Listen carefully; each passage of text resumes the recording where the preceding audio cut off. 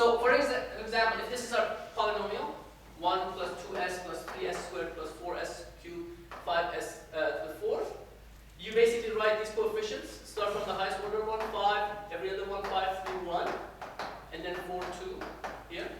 And then you just basically do a cross multiplication. So you say 4 times 3 is 12 minus 10 is 2 divided by 4 is 1/2. 4 times 1 is 4 minus 0 is still 4 divided by 4 gives you 1. And then you basically go to the next row. Say 1/2 times 1. 1/2 times 2 is 1 minus 4 is minus 3 divided by 1/2 is minus 6. And this is 0. So, and then you get another minus 6 times 1, minus 0 is minus 6, divided by minus 6 is 1. And the number of times that this first column changes sign is the number of your right half plane poles. Or roots, number of right half plane roots, essentially, in this case. So, in this case, this polynomial has, if this were in the denominator, this would have right half plane poles. All right. It's not this. Sorry. It's all right.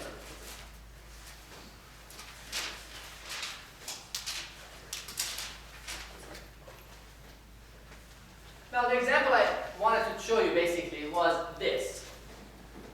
S plus 1, S plus 2, S plus 3, and S plus 4, which basically, I didn't want to show it that way to you. I just wanted to show the products, like a polynomial first, and basically showing the polynomial, and then saying, okay, well, you don't know what it is, right? And then you do it, well, I was trying to calculate the coefficients of that. And when you do that, well, you will see that it doesn't change sign.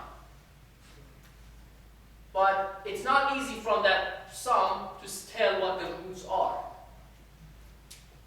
It's like factoring in polynomial logic by polynomial. Anyway, so let's do another example. I don't know. So this one was unstable, but that's good. So that we have two right. Let's just pick something that. So if I were to make this a stable, for instance, how would I do this? Which coefficients do I need to change? So probably what made it unstable was if I make this guy a little larger. And this one a little larger. And this one a little larger. That may do it. But again, so the way Routh-Hurwitz method works is simple. So what you do is that you say, okay, I write down my coefficients, every other one, and then you do these multiplications, and the number of times that the first column changes signs is the number of right half plane. Fine. But it's not often used, actually. Here's the reason, because you have to have these things numerically for this to be effective. So if you have one specific example, you want to determine it, you can do it. And you can do it analytically in terms of parameters, but it kind of blows up. So that's why we did something actually a little more advanced than this in general. And that's why we not often we don't use the Routh-Hurwitz method that often. But anyway, let's go back to our example. So we have this, and then we can apply the Routh-Hurwitz method to this. And if you do that, you will see that in this example, you have two right half plane poles, numerically. We can just do it quickly. These numbers are a little awkward, but that's good. So it would be 9.313, and I will write everything in units of nanoseconds and the power of n, so I'm just going to drop that, as long as they're all in the same units. It's fine. So that would be 913.649, and then this would be 13.7, 9.81. Okay? Row 1, row 2. So the first thing is that this product minus that product. So it's 13.7 times 6 point something minus 9 times 9.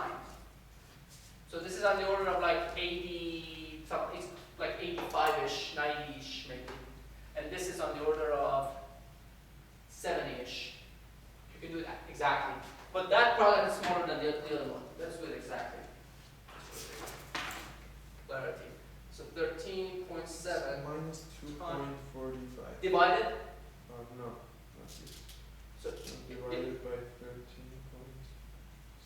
So it's minus minus 1786. 1786. Okay. And this one is, so that's basically the only non-zero coefficient that you have. And then the next one is trivial because it's this times that minus 0 divided by itself. So it just switches back to this. So it becomes 9.81. So how many times did it change signs? 2. So you see that for the numbers that we had, if you calculate it for 112 and RF of 112, you basically get, so this is calculated for an RF of 112, so for different RFs it's different, right? If you calculate this for an RF of 500, then you won't see that, in fact. And you can try it yourself. So you see that it shows that it actually is changing signs twice, and it's basically unstable. Now, let's make things a little bit more interesting.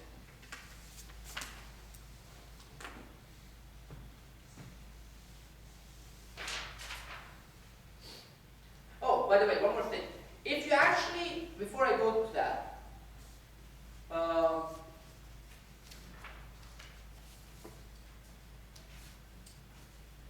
let's go back to our circuit and apply, and basically this is something else. Now, if we go ahead and make a minor modification to the circuit, so I add 2 small resistors in series to the gates with their capacitors. Not this one, sorry. This guy and this guy. For instance, this could be your gate resistance. We call them RZ1 and RZ2.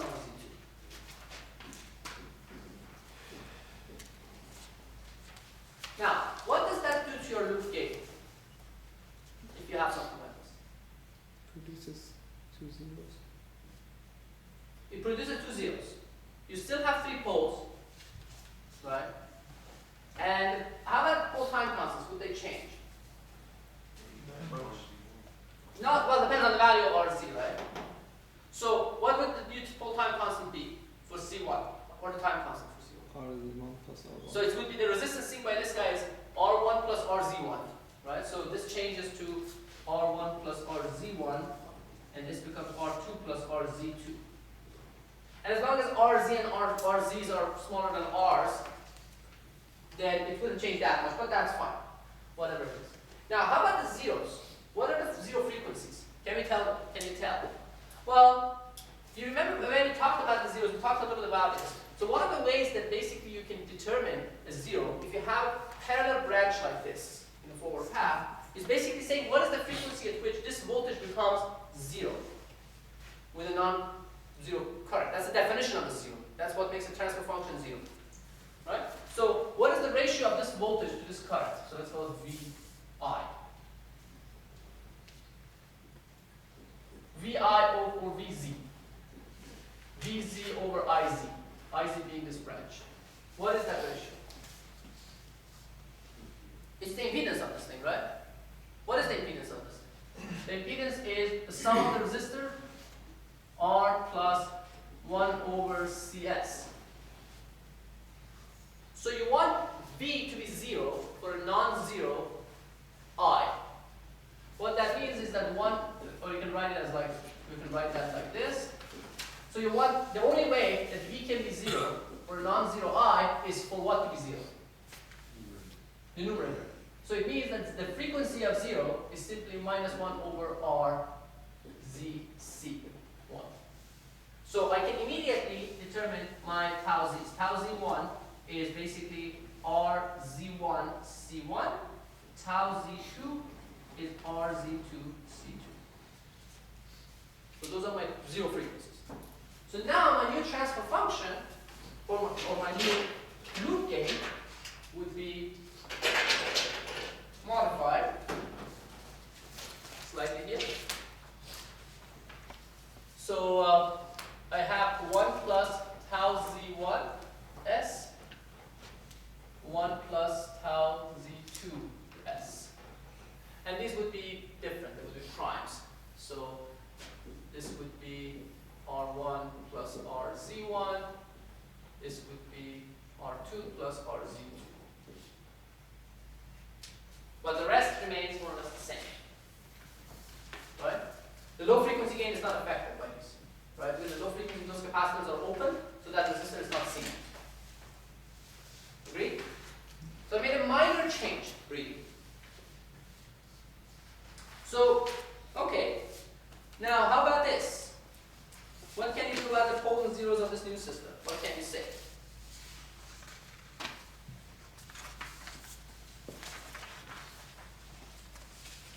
Okay. So, you can actually do the same thing. This time, when you add this, instead of getting this term alone, you get this times these two. So you get a new polynomial, right? Which we can calculate if you really want to. So the new polynomial, it's in your hand. I'm not going to rewrite it there. So it's when you calculate 1 plus t of s, you get a polynomial that's like in this. Oh, let me just write it down. So the new polynomial looks like tau in, tau 1 prime, tau 2 prime, s cubed plus tau in, tau 1 prime plus tau 1 prime, tau 2 prime, tau in, tau 2 prime plus tau z1, tau z2, t of 0. Okay, so it's a long polynomial, right? A square plus something. It doesn't matter. I mean, it matters in the sense that there's something a lot more interesting.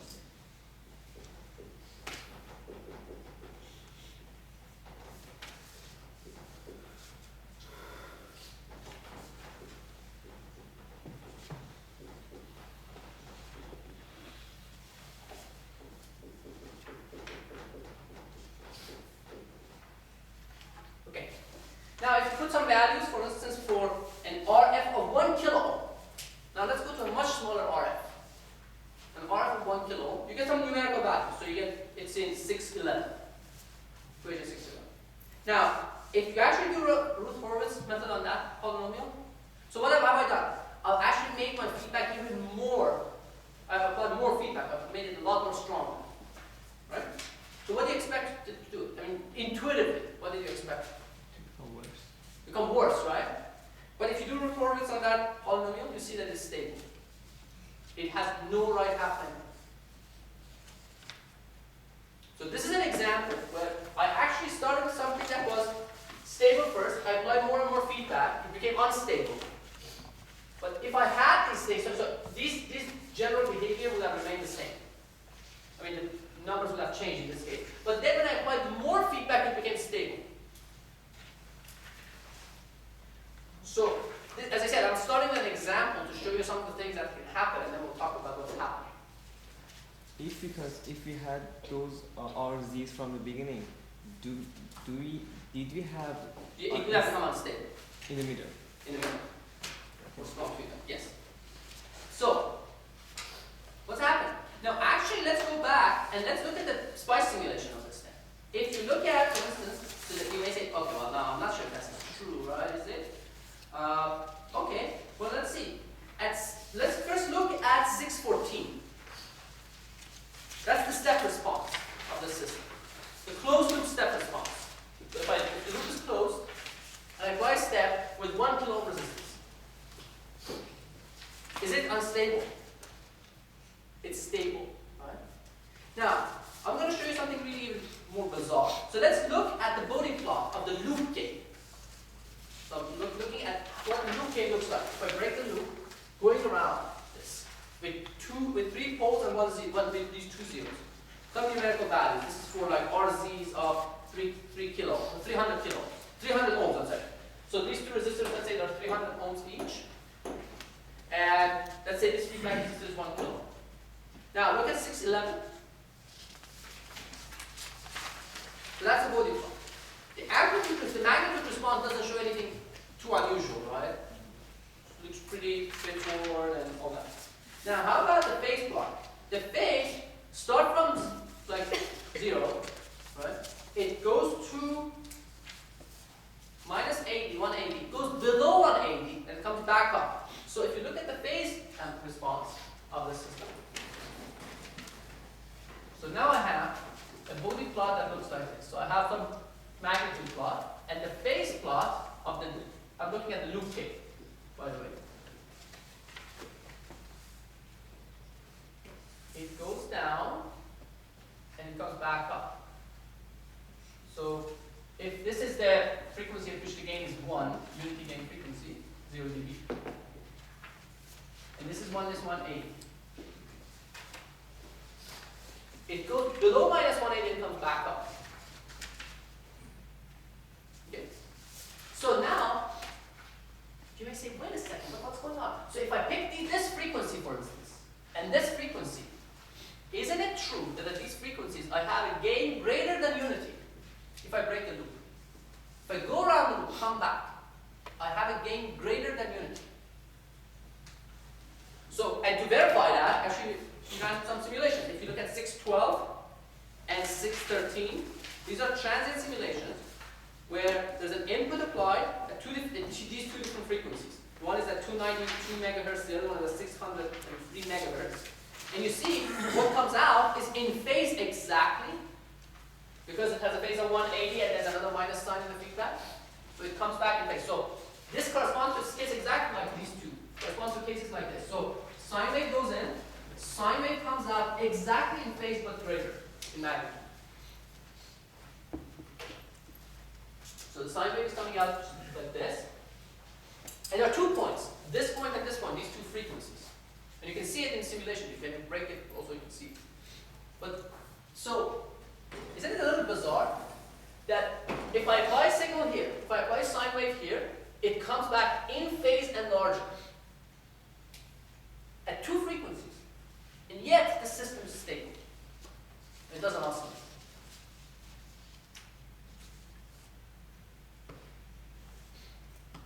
And it's real. I mean, you can go ahead and take these parameters and do it yourself and see that it does.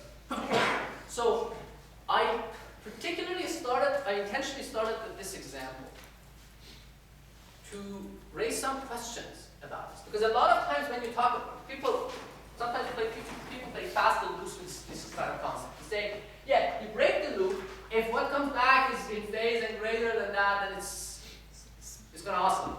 Not necessarily. Here's an example. That's a good thing about counterexamples, you need one. I mean, you can make many, but this is like. So, this is counterintuitive, right? Or is it intuitive to anyone?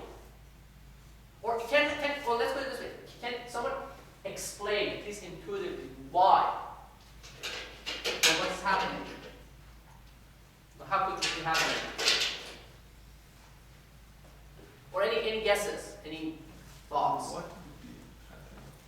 Why is it oscillating?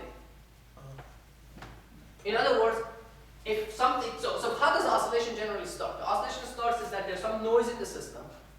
It just gets, it has all frequency components, but this frequency component, when it comes back, it gets magnified, amplified, it grows.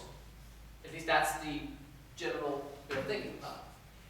But now in this case it doesn't. So this was actually what happened in the early, like in the 30s and 40s. So people made feedback amplifiers, okay? And then they were having fun with them. And then they found some feedback amplifiers, feedback systems, that initially they were, as they did exactly the same thing, increased the amount of feedback. So initially it was stable, increased the feedback, it became unstable. And they said, okay, fine. But then, one day somebody by accident was just like, they were bored and something like that, just like kept increasing the amount of feedback, right? Making it even larger by mistake. Nobody knows what how it was. They found it. But then they saw that if you go beyond a certain point, it became stable again. Some of the systems. Not all of them. And before that, they always thought, okay, well, if it comes back in phase and all those things, then it's going to be unstable. Is it delay related or something? It has something to do with the difference between delay and phase. Because, see, this thing, coming back being in phase, doesn't necessarily guarantee that this can self-sustain. The only thing that guarantees that something is self-sustained from an intuitive perspective is that if, and this is a correct condition, so if you want to see if something can sustain oscillation, let's say if you could find a waveform that you could put in here, a periodic waveform, so let's say it's a that you could put in and would come out exactly same amplitude and same phase. It doesn't matter how it looks like, as long as it's periodic. So if you could find the waveform that you could place in here and get back exactly the same, it can be delayed, but in steady state, as long as it's periodic and has the same amplitude and same phase, then the substitution theorem from circuit says that the circuit should not notice any difference if you just remove the source and put the voltage there. Because this node already had that voltage anyway, so it shouldn't make any difference. It shouldn't feel any different. So it should be a self-sustaining solution of the system. So if you had, that's why when I said if you have something that comes back exactly in the same amplitude and the same phase, then it will oscillate at that frequency. But if it's coming back in a larger amplitude, there's no guarantee that it does. Because this is just a phase thing. In general, the phase for this different, so something like this, something periodic which is not exactly sinusoid, will have different sine waves. You can basically decompose it as a Fourier series. And each one of the sinusoids will have a different amount of phase associated with it. So it's running at different frequencies. So as long as you can get the combination of them to do this, it lost. Otherwise, it wouldn't. Now, people still saw this and said, okay, well, how do we understand these circuits? How do we deal with them? So that's why they came up with the Nyquist criteria.